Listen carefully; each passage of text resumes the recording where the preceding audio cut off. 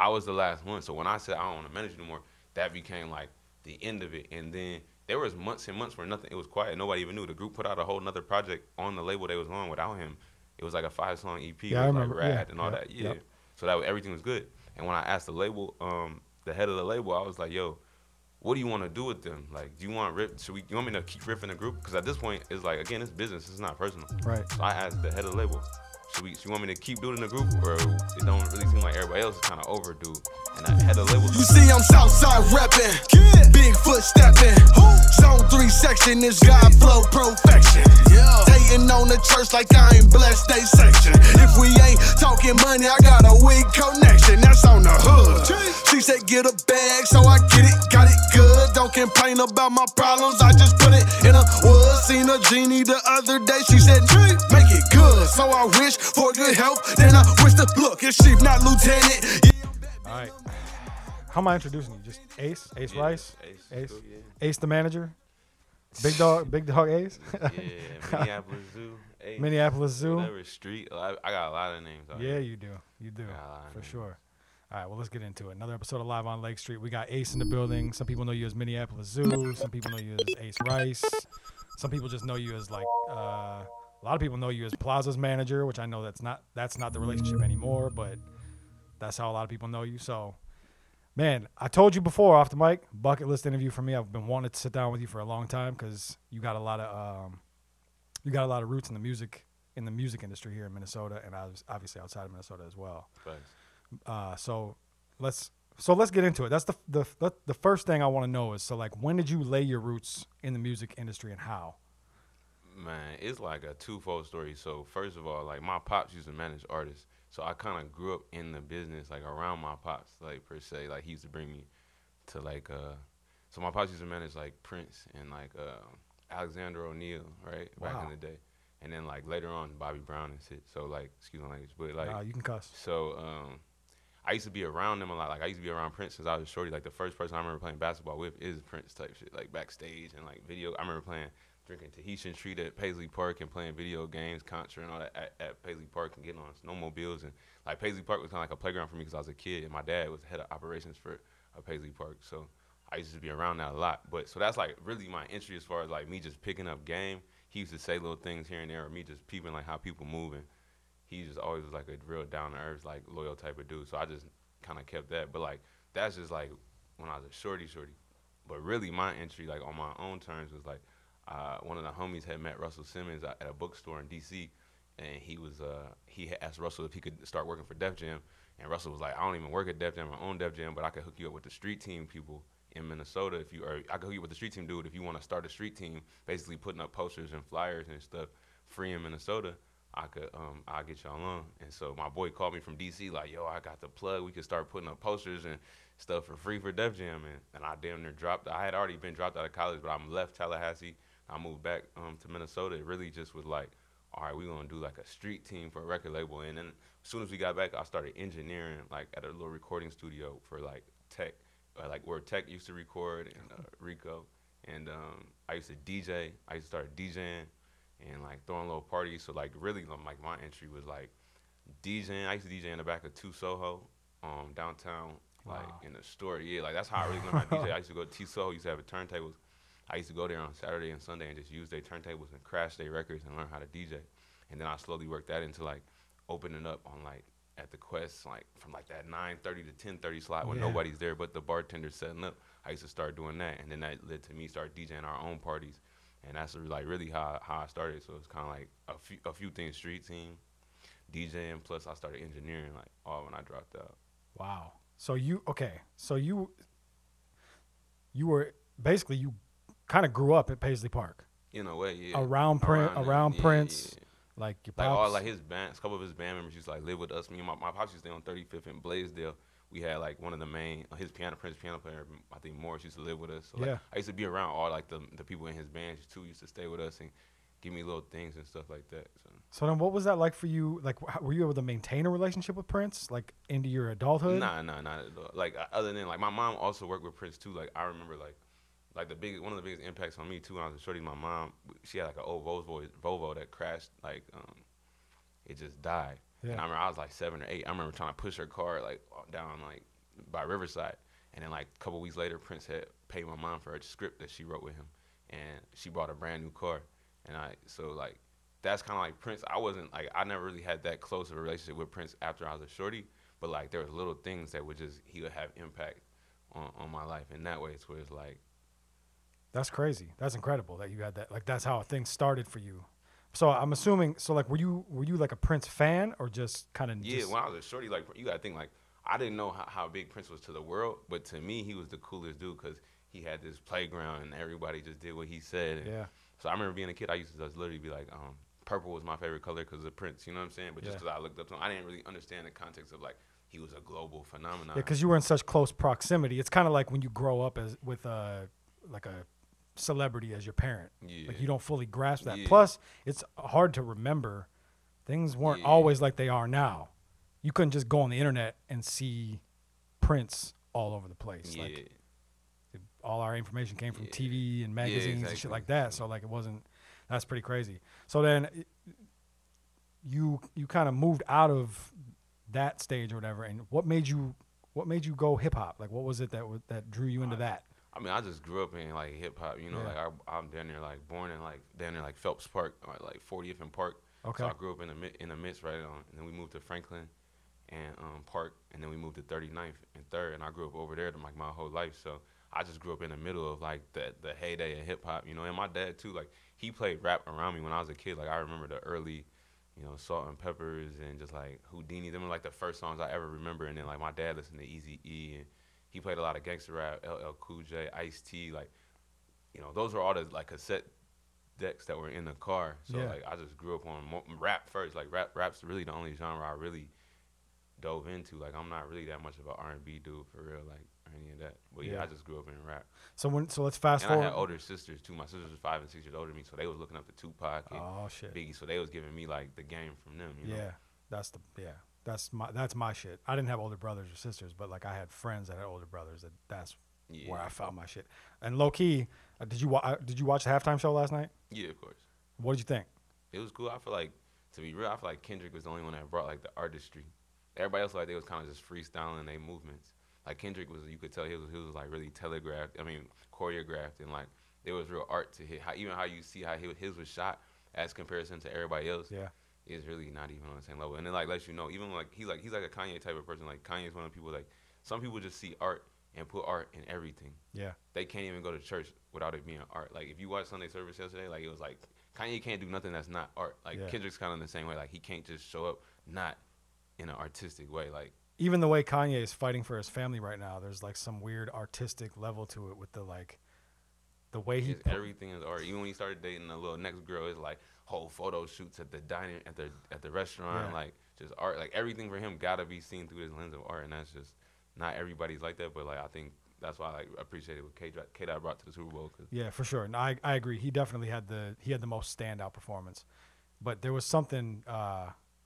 Man, there was the best moment to me was when Dre sat down at the piano and played the little I Am Mad at You riff just for a second. Yeah. And I swear to God, like I literally started to cry when he played that. I was like, oh, here we come. Like I was like, I thought they were gonna do something. Like people kept talking about the hologram, and I'm like, I don't know. Holograms watched. I don't. Can't do the hologram. I didn't want that to happen, so I'm glad that didn't happen. But I thought maybe they would do something like, it was a long shot, but I thought like bring out some of the Outlaws or something like that, like. Some unexpected shit, but What'd you think about 50 hanging upside down looking? I mean, that was a little with an Easter egg, right? Unexpected. I love that I feel like they didn't even want the controversy of putting him on any of the pre-promotion. So like it's like I feel like Dre knew he was gonna have 50 the whole time. He was just like, we're not gonna even put him on a flyer because that's gonna be too controversial. See, I have a different theory. I think it was M. Because if you notice, each artist up there last night, aside from M, did 2 songs. Not 2 full songs, but they each had 2 songs. Yeah. M only had 1. Oh, so you think and 50 only had, so I think M was like, look, it could have been. I'm giving 50 one of my spots because you got to put 50 on there. Like, you have to. That could have been it. And it was fitting, too. Like, you had to have, I think you do. That was the right move. Yeah, you got to have 50 up there. He was a part of that. Yeah, that was great. Okay, so fast forward a little bit to your management career. So you were doing music, ultimately DJing, things like that, engineering, and then then how did you transition from kind of getting out of that into deciding you wanted to manage artists' careers or work with artists? Yeah, so really at the time there was like this group of kids from my neighborhood called the Pharaohs, really, and me and my homies used to throw parties and events, and they used to throw parties and events. Okay. And we kind of had a lot of crossover as far as like I really had an OG uncle that had vouched for them, like to me, like, yo, we should fuck with these dudes. So that's kind of what it took for me to like rock with them. But they had it popping, and once we kind of merged, I was DJing for them. They was like performing at our shows, and then I kind of transitioned from DJ to manager of that group. Like it was a weird thing. It was kind of like we all kind of melded together, and like my homie who was with me started managing the producer Rocky, and I started managing Fick, and it was just like our crews kind of like came together in a way. We're talking about Rocky, the Grammy nominated Rocky. Yeah, Rocky. So so that's really, I was DJing for them and like opening up like little things, and they were opening up for us. It was like that, and they just kind of slowly transitioned into me managing the artists. Yeah, and then eventually you stepped in. This was the moment, actually. We're fast forwarding again, but this was the moment that I really was like, I want to talk to you, because we had the Rift come out and do my old show. Oh yeah. And kind of give his side of things with the free Wi-Fi situation. Yeah. Did he give his side? He gave his side. Okay. He gave his side, and Plaza didn't want to give his side. Yeah. Still Plaza really don't really have a side. Yeah, still really hasn't, and I couldn't get De Niro either. Like I think he wanted to, but I think you hit me up after the Rift interview. Probably. I was probably just laughing at it. Yeah, I think you said something like that's whatever the fuck you said. That it was probably cat. Like I got a feeling. I can't really remember. You know what I'm saying? What it was said and all that. But I'm sure it was cat. So can you break down what really did happen there? Because there's so much like theoretical bullshit out there, and I'm guilty of it too. Like putting my theories out there, but like nobody really knows what happened. Like why? Because it seemed like free Wi-Fi was important. Yeah. You know what I mean? Like that was a really important time. Yeah. And they really like were crowned. Like we all it was like, yo, Minnesota's on. This is it. And then it just was like, what the fuck happened? All of a sudden they're dissing each other, and it was like, but we don't really know what the fuck happened. Yeah. I'm gonna say like this, like it's kind of like one of those things where I'm in Minnesota a lot, but I'm not here all the time. Yeah. And so it was kind of one of those things where like I had a prior existing relationship with Daddy De Niro. That's my homie, like my guy. And then me and Plaza had a prior existing relationship. We was like developing a friendship to the point where he wanted me to help him with his music, whether it's management or whatnot. And the same thing with me and De Niro. I was already kind of managing De Niro. Yeah. And then this song that they had all together kind of came out. And I just played the song for some people in LA, like some labels in LA. And they was like, well, if you want to like sign them, I'll sign them all together right now. Like type shit. Like imagine, you know what I'm saying? Like, I might have just been showing them like De Niro part or something, or Plaza song or whatever, and the label's just like, well, I'll sign them all. So I just called them like, shit, there's a label that said they'll sign all y'all if y'all want to be a group. And you know, it took a lot of like conversations, obviously, because again, I wasn't really in the middle of them ever uniting, being together. Yeah. I'm just from the outside looking in, like, shit, y'all look like y'all make good music, y'all should try and do it. Yeah. So that's kind of how it came, and then the deal happened. They got signed, and I think really like I said, like me not really being here, not really knowing who Buddy was for real, and like his whole story and whatever, it was like You're talking about Rift, right? Yeah. Okay. I want to say I probably put everybody else in a bad situation because I'm thinking dude's like a certain type of dude, like he's maybe from here for real, or like, you know what I'm saying, maybe his story's a little more solid like that, and it just kind of went. He kind of like was doing a lot of things where it was like not to say he was kind of doing a lot of nut ass shit, and it was just like, I think it's easy for people to do that when they're like just trying to figure out what they need to do and they going left and right. Can you expound on that? Like, what do you mean by what kind of things was he doing? Like right when I got them signed, he told De Niro and Plaza like, we need to get a different manager. So like the first week, like long story short, De Niro and Plaza came to me like down there the week they signed their deal, like, yo, Buddy ass is a nut, like he wanna fire you. We just signed 3 days ago, like. So it's like little shit like that. Like they had already been like, yo, what's up with dude? Like, we rocking with you, type shit. You know what I'm saying? Wow. And it just keeps being over and over where it's like, and I'm telling them like, listen, he could have another manager. I don't care. It's business. Like, I'm not forced to be no one's manager, and no one's forced to be my artist. So if he wants to get a manager, have at it. Yeah. There's really no. It doesn't have no effect on me really. At the end of the day, if you want to pay somebody else a percentage of your money, knock it out. I don't care. But it was more than anything, it just showed his loyalty. Like, it was showing more so signs to everybody else. Like, damn, dude seemed like he moving different than how we're trying to move, right? Yeah. So when that happens over and over and over every 6 weeks or every 2 months, it's something where everybody keep looking at this one person like, why would you do that? Why would you do that? You know what I'm saying? For months and years, you know what I'm saying? It went on for a long time. Yeah. To where it was a point where, like, the whole shit, I think his end of the story was like that. That I stole like $300,000 from him or something like that. But you gotta think, he had already told the label this months and months before that. When the label did a whole audit of all their finances and came back to him like, what are you talking about? We ain't sent Ace no money. So now, all you did was fuck up the label, opening the floodgates. Because now they thinking like, now we not gonna cut you no more checks. Because now you saying the money's funny. So ultimately, by doing that, you make the label just go. Exactly. We're good. We're good. Yeah. So that's kind of what happened. Like I said, if you don't have a good foundation, then you do a lot of that shit trying to figure out how to get on. So, I actually remember we were doing an interview, and all of a sudden my phone started to blow up.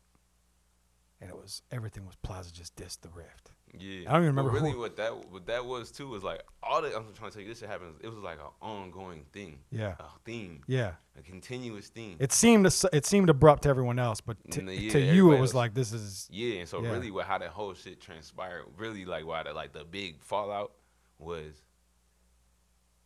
I was just over trying to be the glue. Yeah.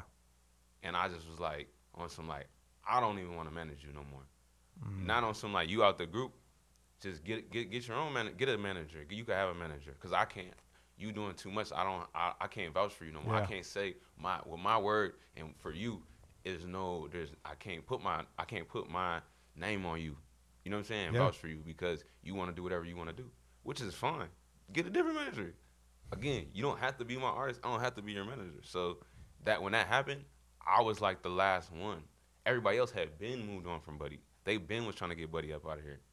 I was the last one. So when I said I don't want to manage anymore, that became like the end of it. And then there was months and months where it was quiet. Nobody even knew. The group put out a whole nother project on the label they was on without him.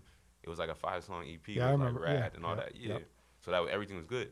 And when I asked the label, the head of the label, I was like, yo, what do you want to do with them? Like, do you want you want me to keep riffing the group? Because at this point, it's like, again, it's business. It's not personal. Right. So I asked the head of the label, should you want me to keep doing the group, or it don't really seem like everybody else is kind of overdue? And the head of the label was like, I don't care what you do. So just cut him out. He cut himself out. Right, though, right, you know right, what I'm saying? right. Like, it's like we didn't get rid of him per se. It's like he kind of did it on his own. Yeah. What made Plaza do the diss track?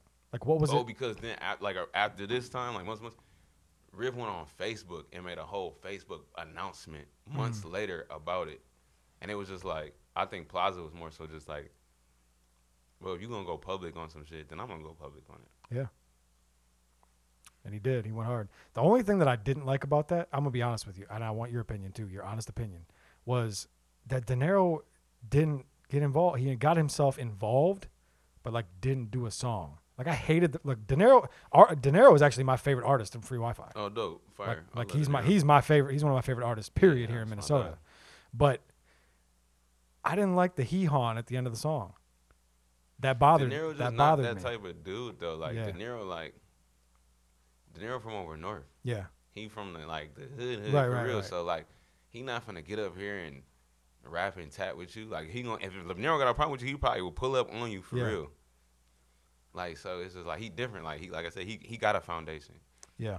He does, for sure he does. I mean, we saw that when he dropped his last solo project, which was a while ago now, but I remember when he posted the numbers, I was like, oh, he's got a fan base. Yeah, and De Niro bought his paper. Like, he really bought his money, for real. Like, and so getting into it with a dude who's not even from Minnesota that, like, we thought was something, is like, that's not going to do nothing for I agree with you on that part, but then in my opinion, then don't get on a song making donkey sounds. Yeah, that was my only issue. It's like, if you're going to do that, then go for it. But you know what it could have been like? He probably was down there engineering Plaza or something. Probably. He was probably at the studio. He probably was. Recording Plaza and was just like, I'm going to add some goofy shit. I don't know. Like, that's probably exactly what it was. Yeah. But so I personally, like, look, Plaza is by far the better rapper. But I felt like Rift had the better song. Oh, and this in the exchanges, maybe the hook was a little better. I kind of thought Riff got him out of here. I was impressed. Maybe the hook was better, but the thing about it is, if you lying through all of it, true, it kind of take away from a lot. You know? True, but I'm just finding this out.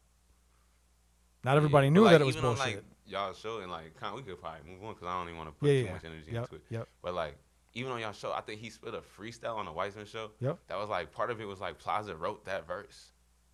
It was like, like it was shit like it be shit like that. Like I'm like, bro, I'm sitting here like, bro, dropping. This is what the Plaza done wrote for the man. Like breaking news. I didn't know that. So just to be fair though, and to be real, I fuck with Rift. Me and Rift have always had a cool relationship. So I have no issue with him. I don't. He didn't came in and try to apologize. He try to apologize to me and everything. That's dope. But like, you can't go worldwide. Yeah.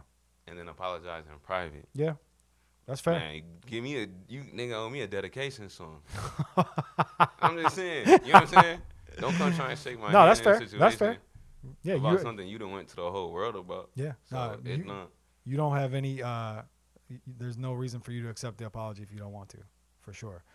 But you're right. We can move on. But I'm glad that you were able to put that out. And obviously, like, this is just your side of the story. He gave his side of the story a while ago. There's really not even no sides to the story. It really don't even. Yeah. It really don't matter. The era is dead, unfortunately. Yeah, for sure. And it's too bad because it was a moment. I hope we just show a little bit of like what could be possible. For sure, undoubtedly, yes. People saw like, okay, we got. Yeah, I think that motivated a lot of people. But that's not like for real. As much as that was a hit, like. People, you gotta understand, like Rocky and Fick was already that's like the second hottest group in the city I already had. Yeah. Rocky and Fick, they was already the hottest group in the city. True. Before. Yeah, that's true. You know what I'm saying? So it's like. Yeah, and Rocky. We got one. Rocky is also somebody that doesn't get talked about enough. Yeah. That's partially probably because he's a producer and not an artist himself. Yeah. But and he low key, he just be chilling. But he's got plaques. Like he's out here.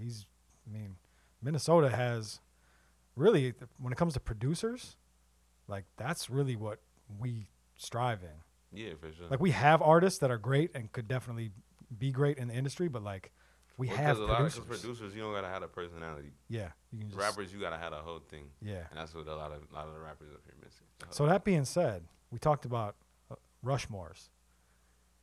One thing that we haven't done is put out a producer Rushmore. Could you give me a producer Rushmore? Oh damn, that's a good one. That's a curveball I wasn't expecting. Producer Rushmore from. I mean. Are we talking rap music only? Let's stick to the genre, the rap, hip hop, R&B. Like for sure, like I'm gonna put Rocky on there because regardless of like whatever, when Rocky was in Minnesota, I think everyone was getting Rocky beats. For sure. I'm gonna put like obviously I think Bobby Raps is in there, like producer wise. Yep. I'm gonna put a couple of like people with Bobby because I don't know who does everything. So I'm gonna put like I want to sing Grinch. Yep. And like Frankie Bash and all them. Like I don't know. I don't be in the studio all the way, so I don't know. So I'm gonna put. They could all maybe a team effort. They do seem to be. They got the production credits with Thug and like all the just because I don't know. You know what I'm saying? I agree. Then I'm gonna say Cardo got wings. Yeah. For sure. I'll probably say with DJ Fu too. Shout out to Fu. Yeah, DJ Fu for sure. I think he's an A&R now. He produced. He signed artists like Lil Xan was his artist. Yeah. And like he got a couple other Lil Baby Goth was his artist. Anyway, so yeah, he do management and he brought in a guy from here. Well, not from here, from North Dakota. You remember Cashy? No. Yeah, he was from North Dakota, but he was like his main base was here. Yeah. He was with like Mill City Collective for a little while, but one of the best writers I've ever heard in my life. Period. And Fu brought him in, and I think he was signed. He was next to Xan, like when Xan was kind of But then I don't know what happened.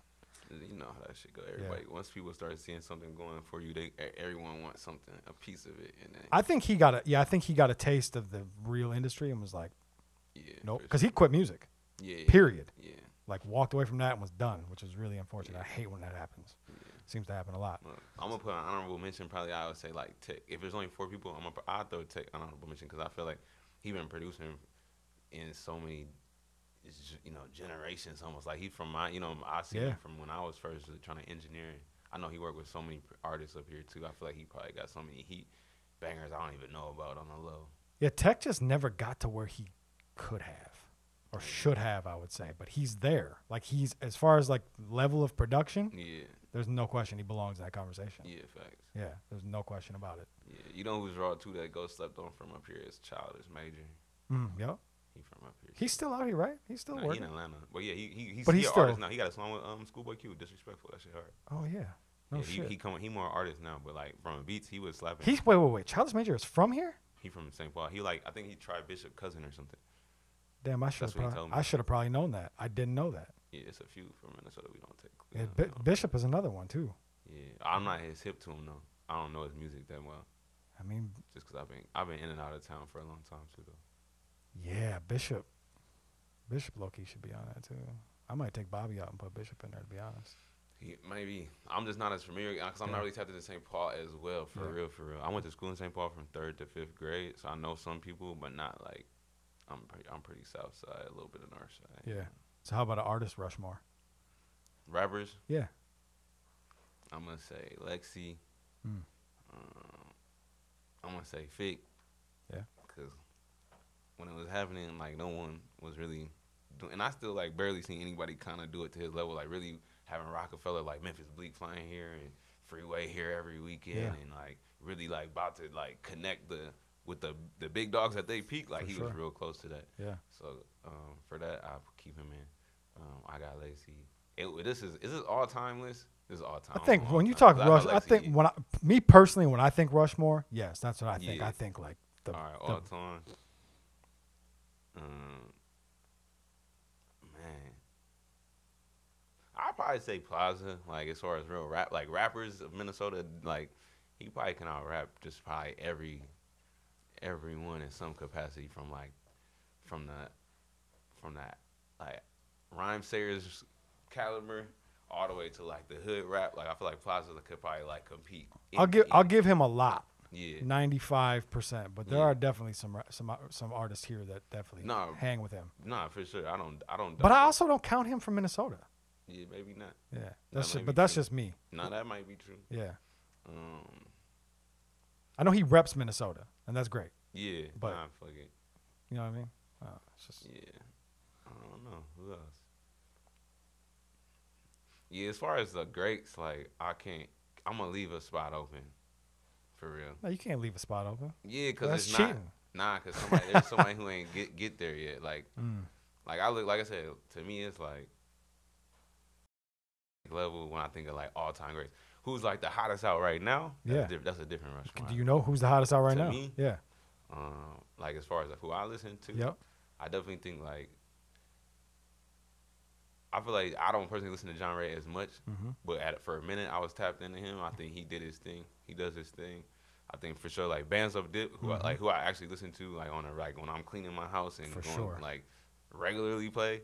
For sure, Bands of Dip. I don't listen to a lot of rap these days. Yeah. I listen to more R&B. But if I'm listening to like rap, Dip is one of my first go-tos. Yeah, for sure. Yeah, for sure. Cause it's like hustler music. Yeah, hustler music. Makes you want to get some money. I can't really get into the shooting 'em up, bang bang rap no more. You know what I'm saying? I can't either. Yeah, I gotta like it's gotta be motivational to get to the bag every day type music. Yeah. Who else got a dope voice? So you said John Ray, Dip. John Ray. That's good. That's Dip. Man, there's somebody else who I was listening to more recently. Oh, Dip is retiring. Oh, he's quit? Yeah. Nah. Yeah, he's dropping one more project, and then he's done. He's managing a young artist now. He didn't let me do his video. Come on with some ideas for his video. I hit him about that shit. I hope he don't quit. Give it one. Hey, let me put a little something out with you. He'll get the itch again.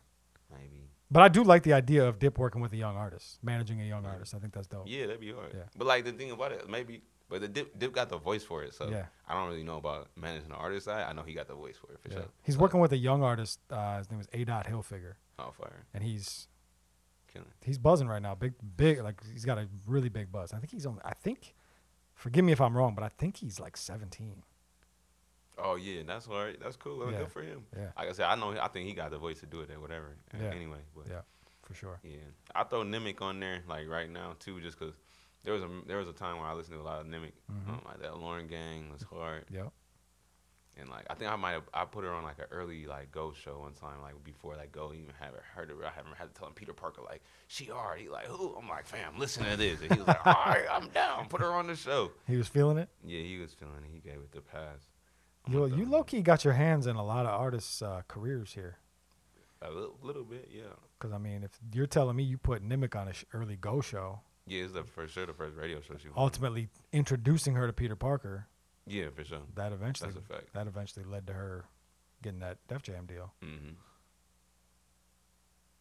Man, you might need to get more flowers, bro. Yeah, but you know what? Yeah, maybe. You might need to get a few more flowers I really around here. don't do it for the flowers, but Don't mean you shouldn't get them though. That don't mean you shouldn't get them. But that's dope. That's great. And those are 3 artists. I'd agree. 3 artists. I'm looking forward to seeing what Nimic does next. yeah, for sure. Because you know what I mean. Like her next move is kind of. I mean, like I know she's released music since leaving Def Jam, but like she still hasn't made that next move. Yeah, You know what I mean? Like yeah. I want to see what that next move is gonna be. Yeah, I'm excited for that.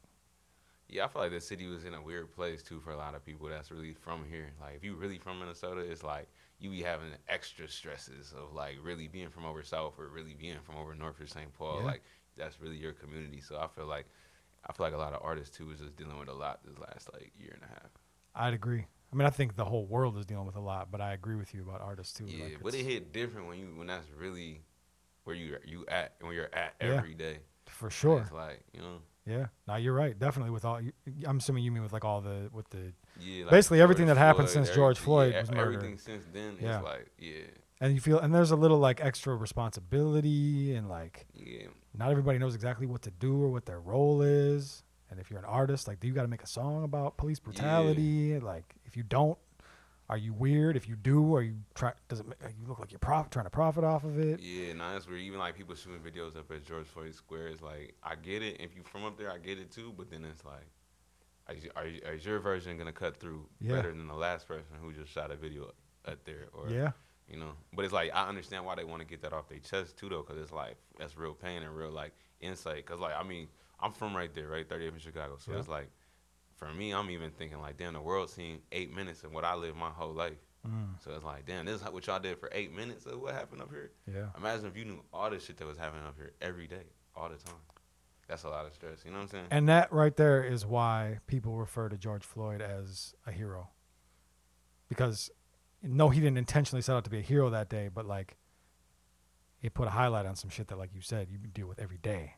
And people were just like, and we couldn't ignore that. Yeah, that was super fast. couldn't be ignored. And then all of a sudden it's like, oh shit, this happens a lot. Yeah. Who's it? Dave Chappelle had the joke very early about white people didn't know about police brutality, and then all of a sudden it popped up in like the Washington Press, and I was like, did you know this was happening? Like, what the fuck?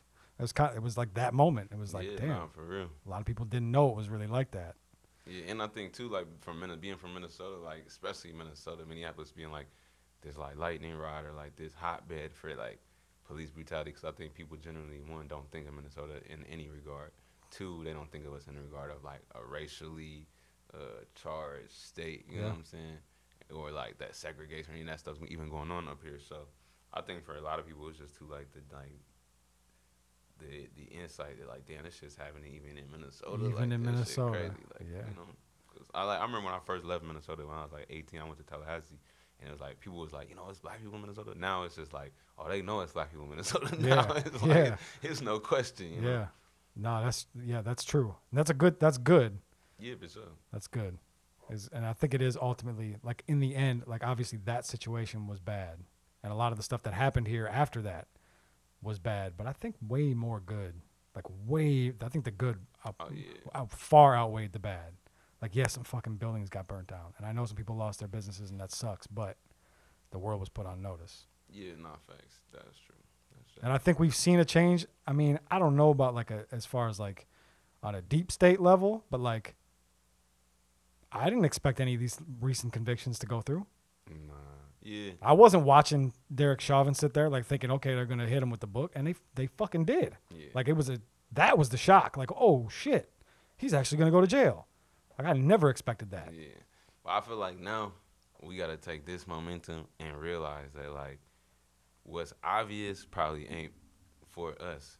Meaning like I think we thinking like one step ahead of the game, but I think we just really gotta start thinking like 3, 4, 5 steps ahead of the game. So like I think the protesting uber important.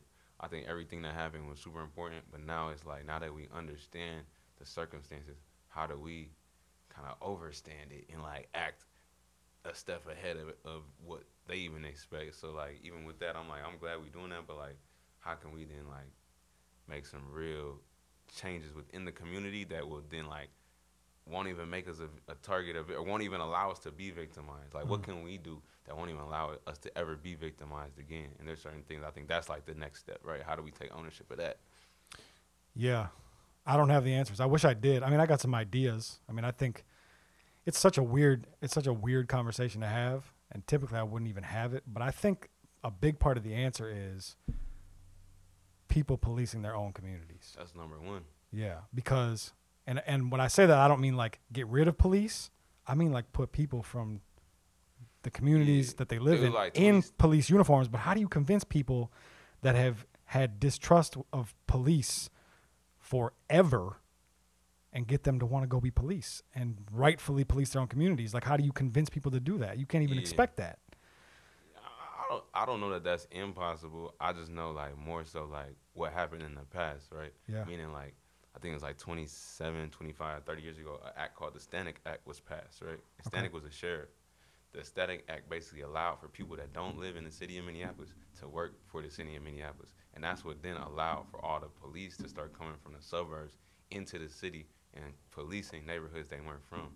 Before this act was passed, you had to live in there or have a history in the city of Minneapolis to even work, or Hennepin County to be actually working for the city of Minneapolis. So it's more so like all that I understand, but I'm like we could go back to the basics of like how do we start retroactively like rejugging all the shit that got us jammed up in the first place. So like I don't think that it's like we wouldn't find no people that would want to be the police here.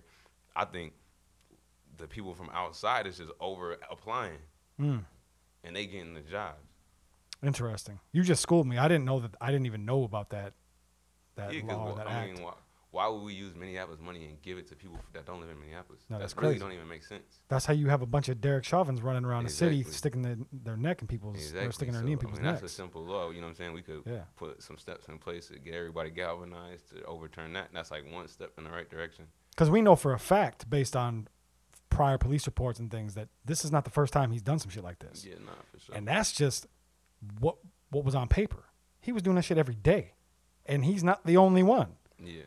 So yeah, that's a major problem. Like we can't have that. You shouldn't be able to allow. You should not be allowed to police.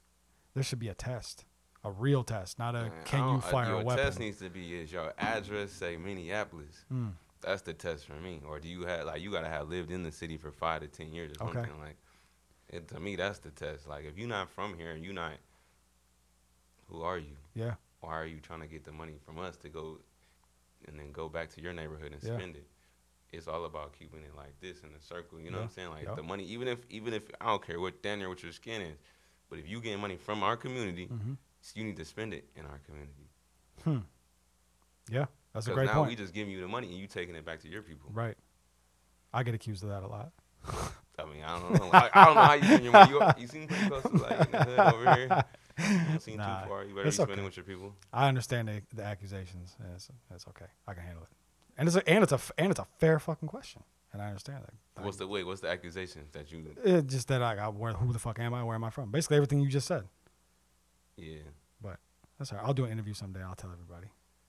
But I'm out here. Sometimes it'd be like sometimes it's good for people from the outside to ask the questions too, because you giving a cursory, superficial understanding of people that's not here, right? Because if they already knew me, then we wouldn't need to have this conversation. Exactly.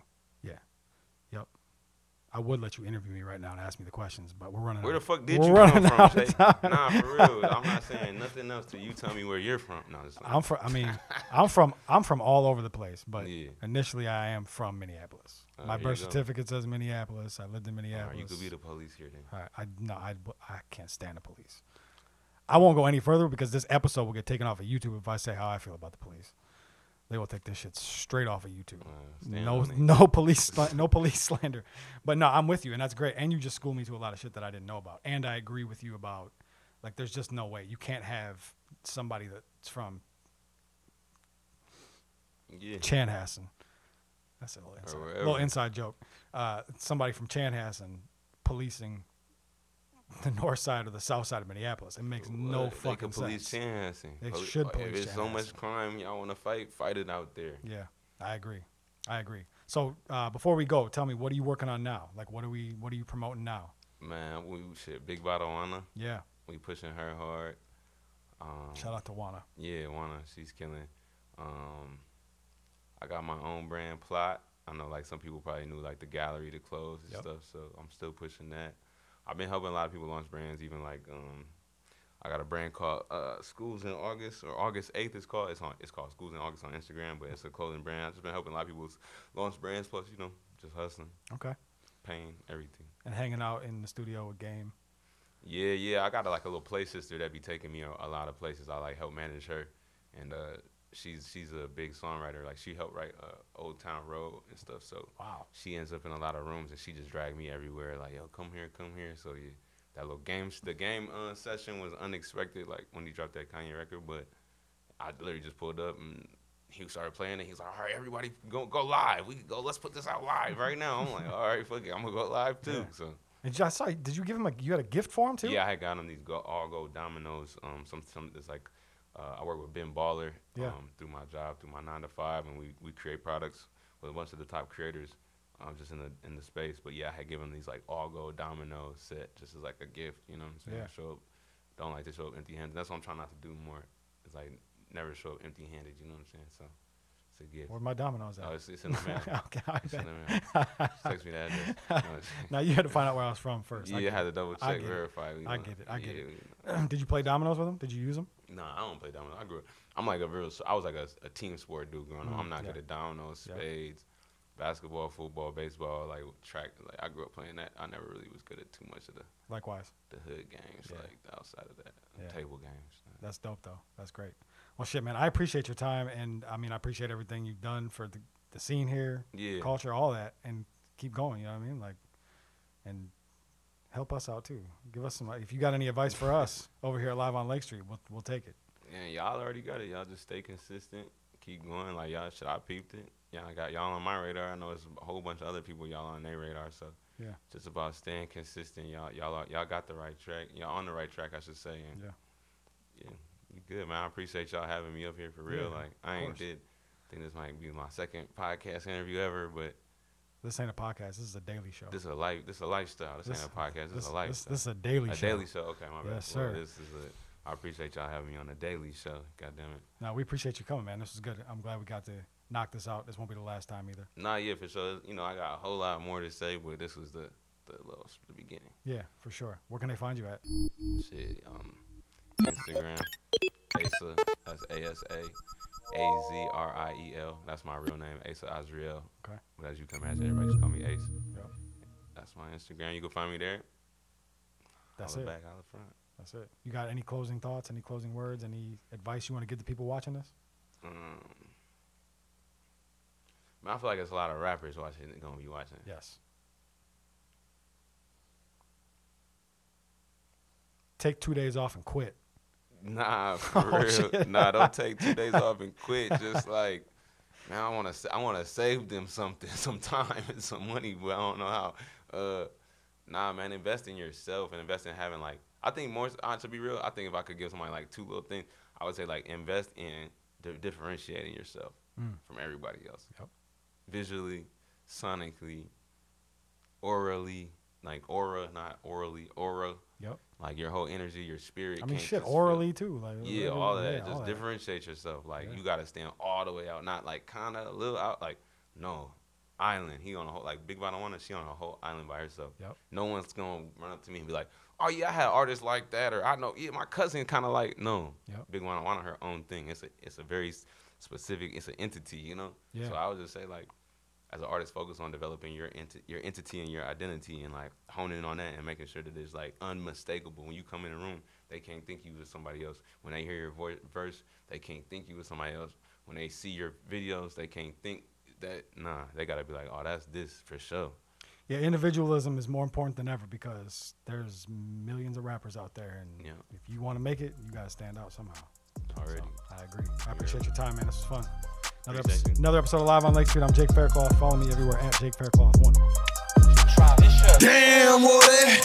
In high school, I let it blam, what it? I wasn't playing, what it? I'm coming straight out the south. Hey, genius, best watch your mouth. When I put up on P&B right, then ain't he come out. You moving ounces, I just moved 100 things in a drought. You want the south side, outside the fence of your house. You talking all that, then wanna come talk it out. If you ain't talking money, you